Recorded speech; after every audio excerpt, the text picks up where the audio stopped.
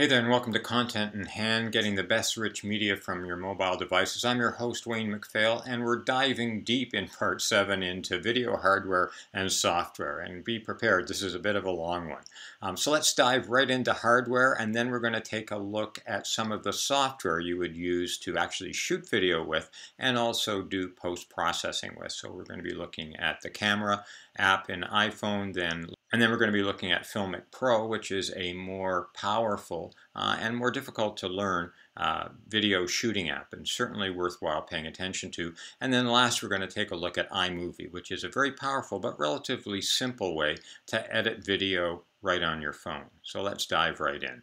I'd like to talk a little bit about the hardware you can use to get the best video from your smartphone. One of the things, as we've talked about before, is using a tripod. It's really, really important that either it's something small like this or a large video tripod, as we've seen in the still photography section, to keep your camera steady. Especially with video, it's really important that your camera is steady. If you're doing an interview and a tight one shot like you're doing right now, I'm doing right now, it's super important, because if your camera is jiggling around, if your smartphone is being held by you and it's doing this, although not as severe, it's really going to be annoying to look at. So you really, really need to brace your phone and just keep it steady all the time. Another thing you really need to pay attention to is sound. And if you don't have good sound with a video, you're really, really going to lose out. So from a hardware point of view, you can use something like this. This is what's called a shotgun microphone. And a shotgun microphone allows you to add a distance. It's sort of, think about it like a telephoto lens for sound. It allows you to, at a short distance, get good sound from a subject, because it sort of focuses the sound coming in. So I have some distance that I can put between the smartphone and the subject and still get good sound. Another way to get good sound, and you always have to use an external mic to get good sound, there's just no way around it with a smartphone, because the microphone in most smartphones isn't very good, and it's farther away than you really want for your subject to get great sound. So this is another way to do it. This is a lavalier microphone, and that just, you've probably seen this on a lot of television shows. It just clips on there as close to the person's mouth as possible, and it gives you really good sound. Now I have a pair of them, so I have another one that I clip onto the subject. I clip on one to me, and so if we're having a discussion back and forth, then it's very easy to get both sides of the conversation. And it actually sits in this little, it's called a mixer, that mixes down those two audio tracks, comes into the headphone jack on your phone, and gives you a really good sound. Now I've got a lightning port on my phone, so I have a little dongle here, but if you don't have a lightning port, you can just use this little mini jack to go into the headphone jack on your phone, and that will give you really good sound. And it's vital that you get good sound. The other thing you need to pay attention to is lighting. And lighting can really make or break your video. So you can use something like this. One of the nice things about it, I'll just put it over there so we don't blind ourselves, is you can buy little packs on the front, sort of gels almost. So this would be if you would use this for daylight balance. So if you're shooting outdoors or indoors with light coming through a window like I am right now. And this would be more for incandescent lighting. And I'll just take that off so you can see that it's quite orange to match the color temperature of incandescent light. These lights are very, very valuable, and one of the really great things about them is, and I'm just going to blast myself out here, is that they're completely colorless, and they're, in this case, and they're completely cold. So I could actually put that on my face and I don't feel anything. And those of you who might have been under television lights before with halogen lights know how very, very hot they can get. But these are great. And you can get them on eBay, on Amazon, relatively inexpensively. And I use a couple of them sometimes. What you can do is you can mount it on a bracket. So this is what's called a bracket. And you can put your smartphone in here with one of the little brackets we talked about before that just sort of snaps in to hold the phone. And here you can actually, this is called a cold shoe, and you can actually, I'm just going to turn the light off here, you can actually mount it at the top here and hold your light there while your smartphone is down here. So you can walk around with this fairly inobtrusively and shoot video, and or put it on a tripod, which would even be better. This is another example of a kind of bracket you could use. This is called a beast grip. And again, the light would go in here at the top here. It just sits into the top. And then your phone goes in here. It just snaps into this section. You can actually put other lenses on. You can move this over, depending on the size of your phone, move this up and down and add external lenses. What are external lenses for? Well, they're very valuable if you're wanting to have sort of a telephoto effect or a wide angle effect for your smartphone. Now, it may seem weird to have a lens on your camera like that or your smartphone, but it's actually really valuable. So this is a little, what's called a peel case that I use, and you'll notice up here there is a little plate here, and that's going to allow me to attach an external lens. So this is a telephoto lens for the smartphone. This is for my iPhone, and it goes into this little, it's hard to see, but there's a little sort of bayonet mount there. And I'm just going to put it on here. I just twisted it on. So now my phone goes into here. The lens goes through the little lens on your phone, and it gives you basically a telephoto lens. These are really, really good quality lenses, and I've been astonished by how good they actually work. So there's some hardware to think about for lighting, for changing your lenses, for keeping your camera steady, and for improving the sound. So I hope that's helpful, and I hope that you consider getting some of those devices to make your smartphone video even better than just using the camera by itself. Now we're going to look at the two apps for shooting video, the camera app on the iPhone and also Filmic Pro, a very powerful and more difficult to learn software tool. And then finally, we'll be looking at iMovie as a way to actually edit your video right on your phone. So I want to show you a couple of applications to actually record video on your phone, and then one to edit it on your phone or other smartphone device. The first one here is this is the built-in camera app on the iPhone, and there's a similar one on the Android side. It works very much the same. So here you see we've got a little monkey, and if I press on the screen, I'm focusing now on his eyes, and I'm also exposing for the monkey's face. So there's advantages and disadvantages to this. The advantage is it's really simple.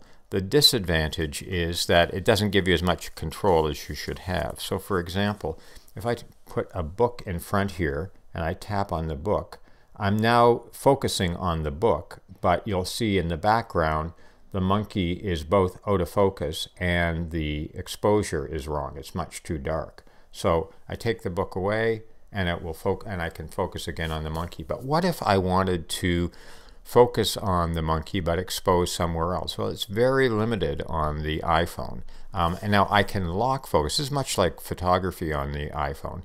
I can just tap there and it will jump there. And now I've locked exposure on the monkey and I've locked focus on the monkey. So that's good if I move around here, but not so good, as I talked about before, if I introduce something that changes the game a bit, like this book. Now it's not in focus and it's, too bright. So that's the disadvantage of shooting with the iPhone built-in movie application or video application. Now, as I said, it's advantageous in the sense that you can very easily set up and shoot, but it's also disadvantageous. So just let me unlock that again. And by the way, I can, if I wanted to, I can slide up and down here and change the exposure. But again, I'm locked on the monkey. So if I move around, I've unlocked that, and I move around, you can probably see that the exposure is changing a little bit. You can definitely see it down there. And so the problem with that is that it's not very smooth. And in extreme conditions, it looks kind of unprofessional to have it suddenly change exposure for one thing and not another. So for example, if I put my hand in here, I've exposed for my hand, but now it's back there again. And a lot of good video doesn't have that kind of rapid compensation, and it looks kind of jarring. So to keep that in mind as you shoot video. So now I'm just going to go over to another application for shooting video. I'm just going to come out of there. And this is called Filmic Pro. And Filmic Pro is both available for Android and for Apple devices. So the difference is, well, you can see it immediately, it's way more complex than the built-in application, and that's a downside and a good side. because it gives you way more control. And we saw this in photography apps earlier, that when you have control over the aperture, so the exposure, separate from the focus, you've got a lot more power in your hands to deal with extreme lighting conditions and to create videos that are more professional looking. So for example, here I'm exposing for the monkey's face and I'm focused on the monkey's face, so that's good. But I can also focus elsewhere, and more importantly in this case, you can see that as I move around the scene, the exposure is changing, and that can be advantageous. So let's look at this. If I move the focus onto the book, then the monkey goes out of focus in the background. If I change the exposure for the monkey, now it goes brighter, and now I can change the focus on the monkey as well, and there he goes, he's in focus. So now the book is out of focus. So it gives you a lot more power to actually figure out what it is that you want to focus on and what you want to expose for. And you can lock these. So if I just tap there, it goes red, and that means that it's actually focused on the monkey's eyes.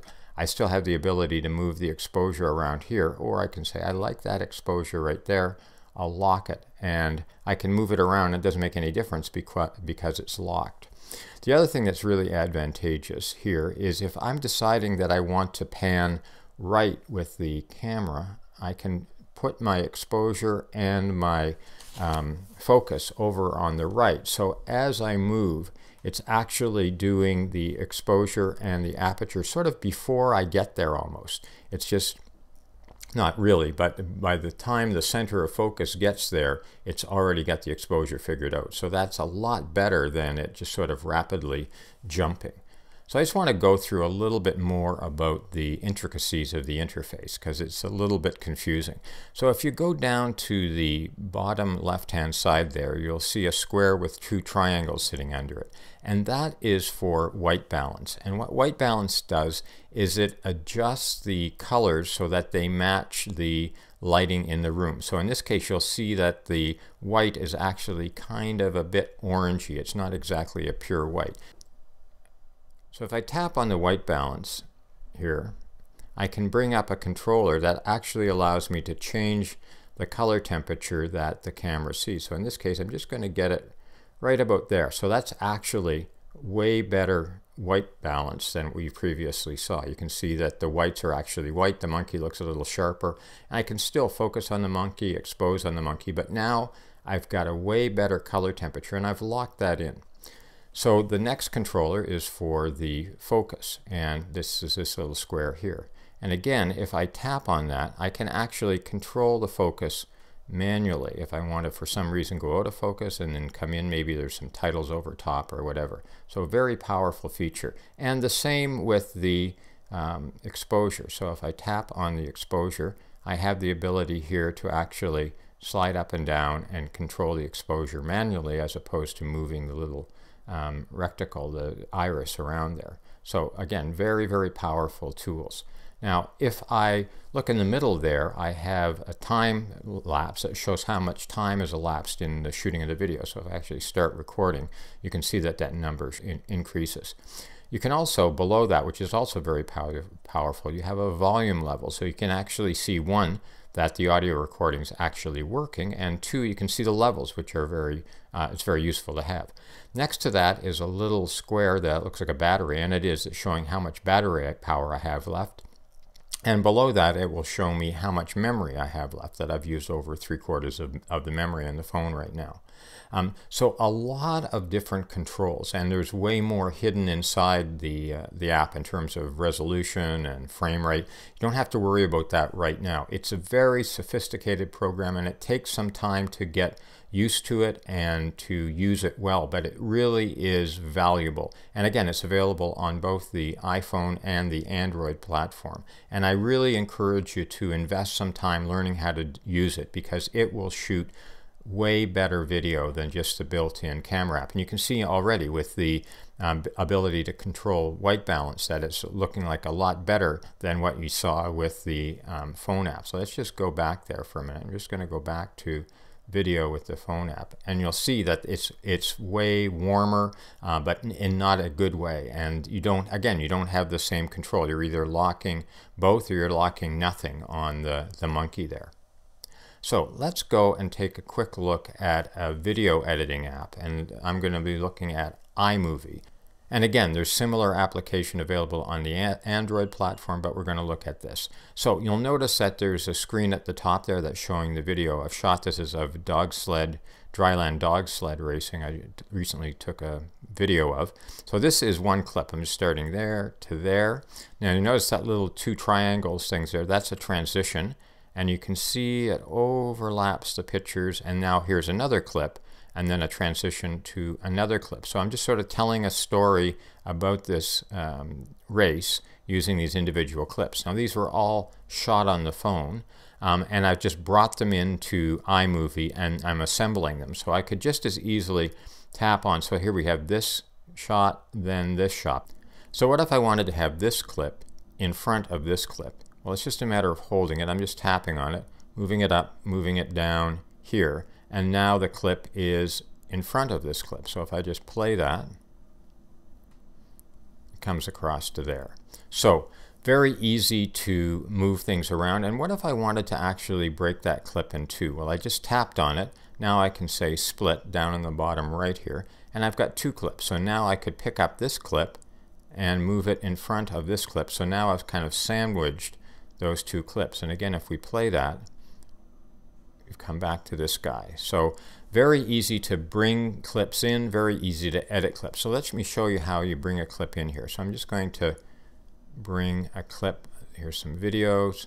I'm just going to look at recently added, and I've shot some video of my bookcase that we've looked at as the example before. So I'm just going to touch on that and say add it, and it's actually going to add it to the clip. And again, I could clip this, or I could actually make it shorter or longer and fit it in there. So extremely powerful for doing video editing like this. So I'm just going to show you another example where I'm just going to find a clip here that's longer.